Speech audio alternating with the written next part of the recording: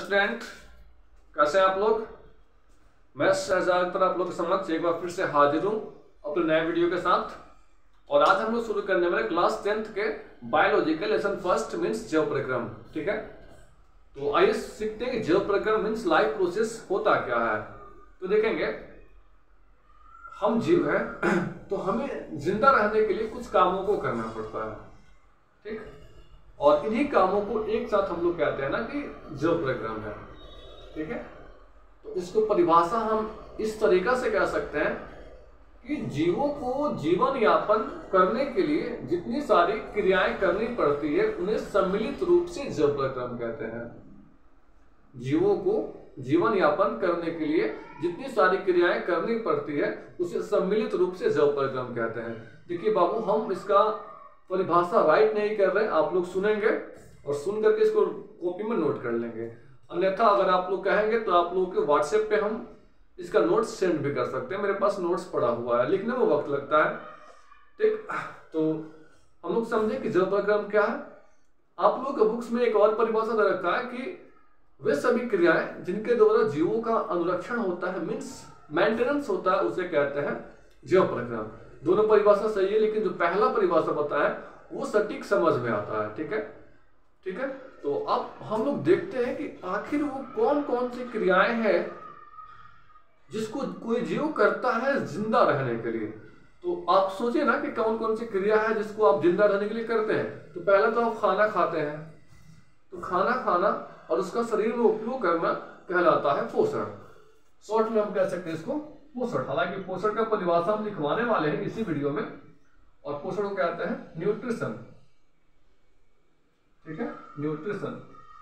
अब दूसरा हम लोग क्या मतलब और क्या कर सकते हैं कि और सब मतलब कौन सी ऐसी क्रियाएं हैं जिनको कोई जीव करता है जिंदा रहने के लिए। तो हो सकता है श्वसन। सोचिए ना कि आप श्वसन नहीं करेंगे तो आप जिंदा रह सकते हैं जी? बिल्कुल नहीं हो जाएगा। श्वसन जिसको बोलते हैं रेस्पिरेशन। क्या बोलते हैं? रेस्पिरेशन। और तीसरा क्या हो सकता है? तो उत्सर्जन हो सकता है जी, उत्सर्जन। अब आप लोग बोलेंगे सर जी उत्सर्जन क्या होता है? उत्सर्जन तो हम लोग नहीं करते हैं, उत्सर्जन आप लोग करते हैं। तो होता क्या है, तो शरीर में ना कुछ बेकार के पदार्थ बन जाते हैं जिसका शरीर से बाहर निकलना उत्सर्जन कहलाता है। ठीक है, जैसे कि हम लोग यूरिन पास करते हैं, मूत्र त्याग करते हैं, तो वो एक हमारे शरीर में बेकार के पदार्थ बना जाता है, इसको हम लोग शरीर से बाहर निकाल देते हैं। तो शरीर से बेकार पदार्थों को बाहर निकलना उत्सर्जन कहलाता है। ठीक है, तो उत्सर्जन हम लोग करना पड़ता है। अगर उत्सर्जन नहीं होगा तो हम फिर हमारे शरीर में जहरीले पदार्थों के संचयन के कारण हमारा मृत्यु तक हो सकता है। ठीक है, इसके बाद हम लोग पढ़ने वाले, उसके बाद हम लोग क्या कह सकते हैं? परिवहन। परिवहन मीन्स ट्रांसपोर्टेशन। इसका होता है एक्सक्रीशन, ट्रांसपोर्टेशन। तो आप लोग बोलेंगे सर ये परिवहन क्या होता है? तो पता है, शरीर में पदार्थों को एक स्थान से दूसरे स्थान तक पहुंचाना होता है। ठीक है, और पदार्थों को एक स्थान से दूसरे स्थान तक पहुंचाना ही ट्रांसपोर्टेशन कहलाता है, परिवहन कहलाता है। जैसे हम खाना खाए और खाना हमारे आमाशय में गया, आमाशय से रक्त में गया, तो रक्त क्या करता है, ब्लड क्या करता है, खाना को पूरे शरीर में फैला देता है। क्योंकि सभी शरीर के सभी कोशिकाओं को ही खाना चाहिए होता है। अगर उन कोशिकाओं को खाना प्राप्त नहीं होगा तो कोशिकाएं मर जाएगी, और कोशिकाएं जब मरना शुरू कर देंगे तो हम भी मर जाएंगे। ठीक है, तो ट्रांसपोर्टेशन होना जरूरी होता है। तो ये सभी और भी मतलब बहुत सारी ऐसी क्रियाएं हैं जिनको हम लोग करते हैं जिंदा रहने के लिए। तो पोषण, श्वसन, उत्सर्जन और परिवहन और भी क्रियाएं हैं जिनको हम लोग करते हैं जिंदा रहने के लिए। ठीक है, तो एक सबके सब क्या है? तो जैव प्रक्रम है, क्योंकि कोई भी जीव इसको करता है जीवन यापन करने के लिए। ठीक, अब इस लेसन में हम लोग पढ़ने वाले हैं पोषण के बारे में, इसके बाद वाले में पढ़ने वाले हैं श्वसन के बारे में, उसके बाद वाले में पढ़ने वाले उत्सर्जन के बारे में, फिर परिवहन के बारे में, और भी चैप्टर इसके बन रखे हैं। और बहुत ही इंटरेस्टिंग चैप्टर है, आप लोग इसको ध्यान से पढ़ें। ठीक है, तो चलिए शुरू करते हैं कि पोषण क्या होता है। ठीक, इस लेसन का नाम ही है मतलब पोषण। तो पोषण होता क्या है? तो देखेंगे पोषण को हम ऐसे कह सकते हैं कि पोषण वह प्रक्रिया है जिसके द्वारा कोई जीव भोज्य पदार्थों से पोषक तत्व प्राप्त कर अपने शरीर के विभिन्न कार्यों को करता है। यानी पोषण एक प्रक्रिया है जिसके द्वारा कोई जीव भोज्य पदार्थों से पोषक तत्व प्राप्त कर अपने शरीर के विभिन्न कार्यों को करता है। ठीक है, अब देखेंगे ये भोज्य पदार्थ पोषक तत्व क्या होता है। तो देखिए, हम लोग जो खाना खाते हैं उस खाना को कहते हैं भोज्य पदार्थ। आप लोग सोचे कि क्या आप लोग एक प्लेट खाना खाते हैं तो क्या आप सभी खाना को अपने शरीर के अंदर रख पाते हैं? सभी को मतलब उसका शरीर उपयोग कर लेता है, रख लेता है? नहीं ना, नहीं कर पाता है। उस खाना में जो अच्छा पदार्थ होता है शरीर के लिए उसको शरीर अवशोषित कर लेता है, मतलब एब्जॉर्ब कर लेता है, और जो बेकार का पदार्थ होता है उसको शरीर क्या करता है, बाहर निकाल लेता है। तो जो शरीर अवशोषित करता है उसको कहते हैं पोषक तत्व। तो पोषक तत्व को ना हम ऐसे भी कह सकते हैं कि भोज्य पदार्थों में उपस्थित वह तत्व जिसको हमारा शरीर अवशोषित कर लेता है उसे कहते हैं पोषक तत्व। और अपशिष्ट पदार्थ क्या होता है? अपशिष्ट पदार्थ क्या होता है?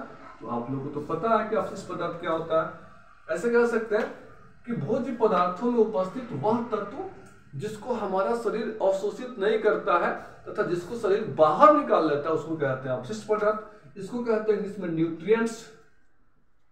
क्या कहते हैं? न्यूट्रिएंट्स। और इसको कहते हैं वेस्ट मटेरियल। वेस्ट मटेरियल, इसको हमारा शरीर बाहर निकाल लेता है। ठीक, तो देखिएगा एक बार फिर से हम पोषण की परिभाषा पढ़ रहे हैं कि पोषण वह प्रक्रिया है जिसके द्वारा कोई जीव भोज्य पदार्थों से पोषक तत्व प्राप्त कर अपने शरीर के विभिन्न कार्यों को करता है, तो उसे पोषण कहते हैं। यानी भोज्य पदार्थों से केवल प्राप्त करता है पोषक तत्व, इसको तो बाहर निकाल लेता है अपशिष्ट पदार्थ को, तो पोषक तत्वों को प्राप्त कर अपने शरीर के विभिन्न कार्यों को करता है, तो उसे कहते हैं पोषण। तो पोषक तत्व होते कितने प्रकार के? तो ये होते हैं 5 प्रकार के। पहला होता है कार्बोहाइड्रेट, दूसरा होता है वसा, तीसरा होता है प्रोटीन, चौथा कह सकते हैं खनिज लवण, और पांचवा कह सकते हैं विटामिन।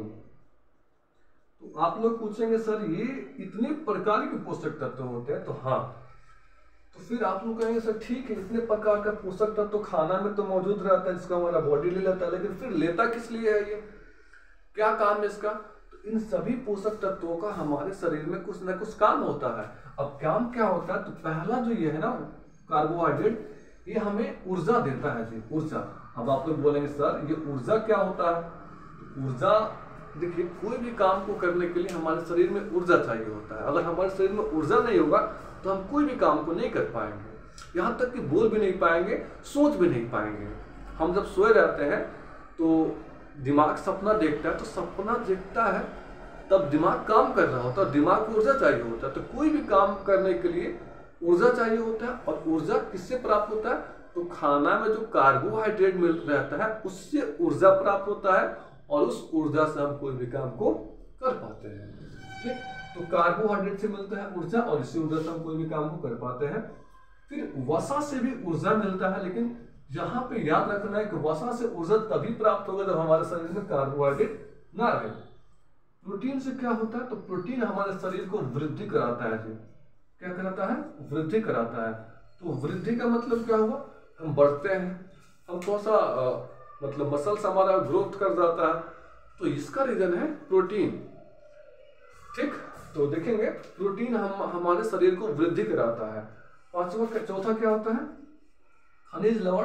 तो खनिज लवण ना हमारे शरीर को बीमारियों से रक्षा प्रदान करता है, बीमारियों से रक्षा प्रदान करता है। आप लोग बोलेंगे सर खनिज लवण बीमारियों से रक्षा प्रदान करता है, तो कोई ऐसा खनिज लवण बताइए ना जो हमें बीमारी से रक्षा प्रदान करता है।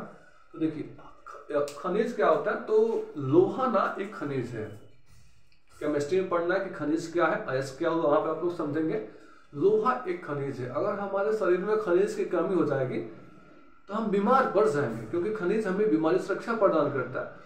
तो खनिज लोहा है एक, तो हमारे शरीर में अगर लोहा की कमी हो जाएगी तो हम एक रोग से ग्रसित हो जाएंगे, और उस रोग का नाम है एनीमिया, जिसको अल्प रक्तता भी कहते हैं, एनीमिया।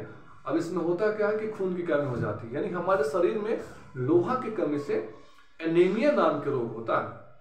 ठीक है, तो इसका मतलब ये नहीं कि ये रॉड वगैरह लेकर लगे चबाने, वो आप लोग चबाएंगे तो फिर दांत टूटेगा आप लोगों का। तो वो लोहा नहीं खाना है, हमें विभिन्न खाद्य पदार्थों से लोहा प्राप्त हो जाता है।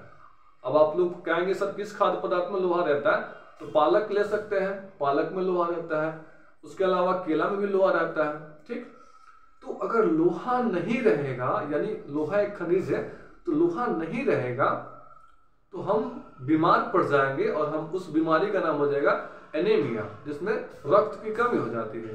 दूसरा बात, और भी कोई खनिज है क्या, तो हाँ आयोडीन है जी, आयोडीन भी एक खनिज है, और आयोडीन की कमी से ना हमारे शरीर में घेघा रोग होता है, ये वाला जो गला है ना फूल जाता है। तो देखिए लोहा की कमी से एक रोग हो रहा है, फिर आयोडीन की कमी से घेघा हो रहा है। तो कहने का मतलब कि खनिज नहीं रहे तो हमारा शरीर तरह तरह के रोगों से ग्रसित हो जाएगा। तो कह सकते हैं खनिज करता क्या है, तो खनिज का काम है बीमारियों से रक्षा प्रदान करना, बीमारियों से रक्षा प्रदान करना। उसके अलावा विटामिन क्या करता है, आप लोग बोलेंगे सर विटामिन का काम बताइए, तो विटामिन भी हमारे शरीर को बीमारियों से ही रक्षा प्रदान करता है। इन दोनों का काम सेम होता है। तो आप लोग बोलेंगे क्या क्या बकवास कर रहे हैं सर, दोनों काम सेम, तो हाँ दोनों काम सेम। तो आप पूछ सकते हैं कि ठीक है बताइए कौन से विटामिन किस रोग से रक्षा प्रदान करता है। तो सोचिए कि आपके शरीर में ना विटामिन ए की कमी हो जाए, विटामिन भी कई प्रकार के होते हैं, तो विटामिन ए की जब कमी हो जाएगा तो आपको ना एक रोग होगी, और उस रोग का नाम हो जाएगा नाइट ब्लाइंडनेस, जिसको रतौंधी कहते हैं। तो विटामिन ए की कमी हुई तो आपको रोग हुआ नाइट ब्लाइंडनेस, मीन्स रतौंधी। ठीक है, जिसमें रात के समय में एकदम ही दिखाई नहीं देता है। ठीक, तो बाहर से विटामिन ए की खुराक पिलाना पड़ता है। फिर अगर आपके शरीर में विटामिन बी की कमी हो जाए तो आपको एक रोग होगी जिसका नाम है बेरी। आपके शरीर में विटामिन सी की कमी हो जाएगी तो आपको एक रोग होगा जिसका नाम है स्कर्वी। अगर आपके शरीर में विटामिन डी की कमी हो जाएगी तो आपके शरीर में एक रोग होगा जिसका नाम है रिकेट्स। ठीक, इसी प्रकार से अलग अलग विटामिन के कमी से हमारे शरीर में अलग अलग प्रकार के रोग होता है। तो ये तो हम कह सकते हैं ना कि विटामिन हमारे शरीर में रहकर विभिन्न प्रकार के रोगों से रक्षा प्रदान करता है। ठीक, तो इस प्रकार से हम एक बार फिर से रिकॉल करते हैं कि भोज्य पदार्थ हम लोग खाना को कह सकते हैं, और भोज्य पदार्थ के दो भाग होता है, पोषक तत्व, अपशिष्ट पदार्थ। पोषक तत्व मीन्स न्यूट्रिएंट्स। तो न्यूट्रिएंट्स क्या होता है, तो खाना में उपस्थित वह तत्व जिसको हमारा शरीर अवशोषित कर लेता है, रख लेता है, उसको कहेंगे पोषक तत्व। और खाना में उपस्थित वह तत्व जिसको हमारा शरीर बाहर निकाल लेता है उसको कहेंगे अपशिष्ट पदार्थ, मीन्स वेस्ट मटेरियल। ठीक है, अब ऐसे कौन कौन सी चीज होता है खाना में जिसको हमारा शरीर रख पाता है, तो ऐसे 5 चीजें होती है जैसे जनरली। उसके अलावा जल भी होता है छठा। तो कार्बोहाइड्रेट, वसा, प्रोटीन, खनिज लवण और विटामिन। अब इन सबको क्यों रखता है, तो इन सब कामों को करने के लिए। ठीक है, यहाँ तो कोई दिक्कत, ठीक है, जिसको मिटा देते हैं। अब अगला हम लोग पढ़ने वाले हैं कि भाई साहब ये पोषण तो समझ में आ गया कि खाना खाना और उसका शरीर में उपयोग करना को हम लोग जनरली पोषण कह सकते हैं। हालांकि पोषण का परिभाषा हम बताएं कि वे सभी क्रियाएं, पोषण वह प्रक्रिया है जिसके द्वारा कोई जीव भोज्य पदार्थों से पोषक तत्व प्राप्त कर अपने शरीर के विभिन्न कार्यों को करता है। अब हम लोग पढ़ने वाले हैं कि पोषण आवश्यक है क्यों। पोषण आवश्यक है क्यों, तो सुनिएगा, पोषण आवश्यक है क्यों, आप लोग बताएंगे कोई।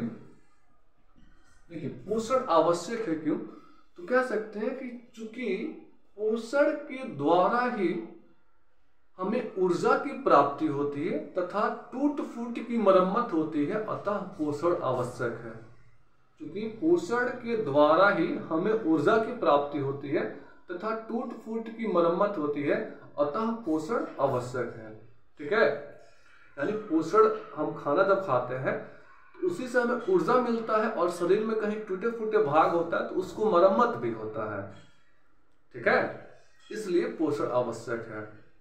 तो आप लोग उसको राइट कर लेंगे। राइट नहीं करना है व्हाट्सएप पे मैसेज कर दीजिएगा, हम आपको नोट्स सेंड कर देंगे। ओके, अब आप लोग पूछ सकते हैं कि ठीक है पोषण क्या होता है जान गए, पोषण क्यों आवश्यक होता है जान गए, तो फिर आप बताइए सर कि पोषण होते कितने प्रकार के हैं। तो पोषण दो प्रकार का होता है, मतलब न्यूट्रिशन दो प्रकार का होता है। पहला होता है स्वपोषण, स्वपोषण, और दूसरा होता है परपोषण, परपोषण, या इसको कहते हैं एक इसका और नाम है विषम पोषण। क्या नाम है? विषम पोषण इसको बोलते हैं। और ऑटोट्रॉपिक न्यूट्रिशन, हेटरोट्रॉपिक न्यूट्रिशन। ठीक है, लिखना नहीं पड़ेगा, लिख ही देते हैं। ऑटोट्रॉपिक न्यूट्रिशन और इसको कहते हैं हेटरोट्रॉपिक न्यूट्रिशन। अब आप लोग बोलेंगे कि सर ठीक है हम ये जान गए पोषण दो प्रकार का होता है, ऑटोट्रॉपिक न्यूट्रिशन और हेटरोट्रॉपिक न्यूट्रिशन। एक बात बताइए कि स्वपोषण मीन्स ऑटोट्रॉपिक न्यूट्रिशन क्या होता है और परपोषण मीन्स हेटरोट्रॉपिक न्यूट्रिशन क्या होता है। तो सुनिए, स्वपोषण क्या होता है? तो पोषण की वह विधि जिसमें कोई जीव अपना भोजन स्वयं तैयार कर लेता है तो उसे कहते हैं स्वपोषण। यानी पोषण की वह विधि जिसमें कोई जीव अपना भोजन स्वयं तैयार कर लेता है तो उसे कहते हैं स्वपोषण। तो फिर आप लोग बोलेंगे सर कि ऐसा कौन सा जीव है जो अपना भोजन खुद से तैयार कर लेता है? तो हरे पेड़ पौधे और हरे नीले शैवाल, दो ऐसे जीव हैं जो अपना भोजन खुद से तैयार कर पाते हैं। ठीक है, अब उसके बाद आता है कि विषम पोषण या परपोषण क्या होता है। तो पोषण की वह विधि जिसमें कोई जीव अपना भोजन खुद से तैयार नहीं कर पाता है बल्कि अपने भोजन के लिए किसी दूसरे जीवों पर निर्भर रहता है तो उसे कहते हैं विषम पोषण या परपोषण। तो आप लोग बोलेंगे कि सर ठीक है लेकिन इसमें कौन कौन से ऐसे जीव आते हैं? तो हम कहेंगे इसमें आते हैं हम लोग, जानवर जो भी होंगे वो सब विषम पोषण के अंतर्गत आएंगे। तो आप लोग बोलेंगे सर हम लोग तो अपना भोजन खुद से तैयार कर पाते हैं, खुद से तैयार करते हैं। तो हम बोलेंगे नहीं बाबू, हम लोग अपना भोजन को तैयार नहीं करते हैं, पका कर खाते हैं। ठीक है, हालांकि ये अपना भोजन पकाते नहीं, तैयार कर लेते हैं अपने से।